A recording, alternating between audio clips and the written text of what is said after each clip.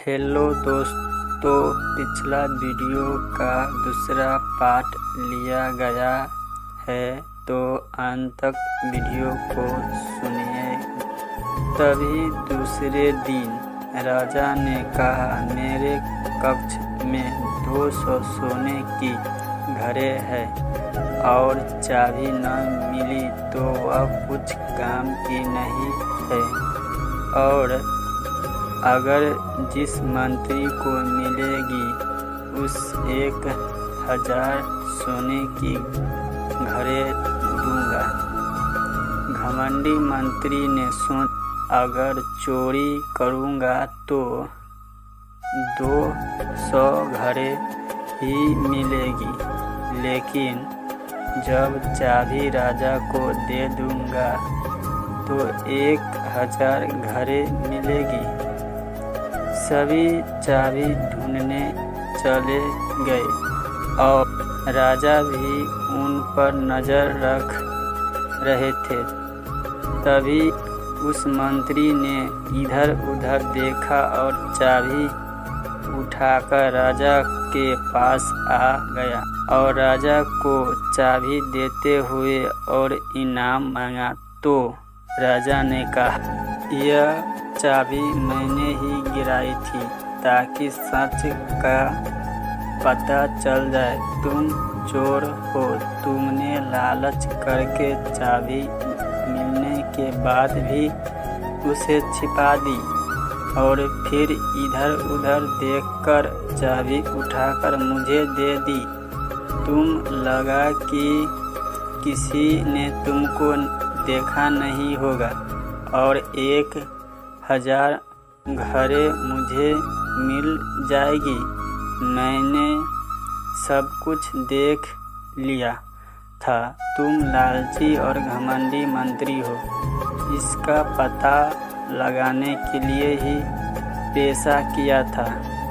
राजा ने उस मंत्री को अपने राज दरबार से ही बाहर कर दिया।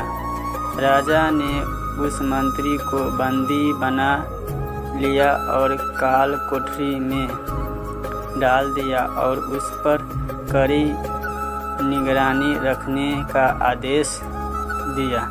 दूसरे दिन राजा सभा में राज ने मंत्री को बुलवाया और राजसभा में सबके बीच में खड़ा कर दिया और फिर सबको उसकी पूरी करतूत के बारे में बताया गया।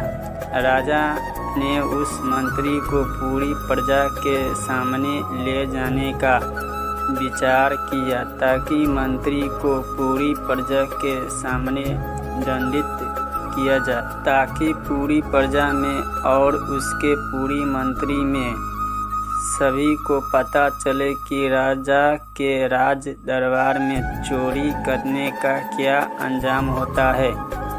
राजा ने मंत्री को सबके सामने कड़ी सजा दी ताकि राजा का कोई दूसरा सदस्य या मंत्री कोई भी अगली बार चोरी करने से पहले 1000 बार सोचे कि राजा के दरबार में चोरी करने का क्या अंजाम होगा। दोस्तों, आज का हमारा सवाल यह है कि कहानी में जो राजा की चाबी गुम हुई थी वह चाबी किसने चुराई थी, और क्या इस बात का राजा को पहले से पता था कि चाबी किसने चुराई है। दोस्तों, आप इस सवाल का जवाब हमें कमेंट में ज़रूर बताइए और इस कहानी को अपने दोस्तों के साथ भी शेयर करें। और इसी तरह की कहानी डेली पढ़ने और हमसे जुड़े रहने के लिए आप हमें चैनल को सब्सक्राइब कर लें। अगर तुम लोग नए हो तो सब्सक्राइब करो, वो जो लाल वाला बटन है उसके साथ स्कैम करो या फिर महफिल जमाओ, मुझे नहीं पता, बस क्लिक हो जाना चाहिए। अब मैं भी चाह रहा हूँ मुझे पार्क में स्टंट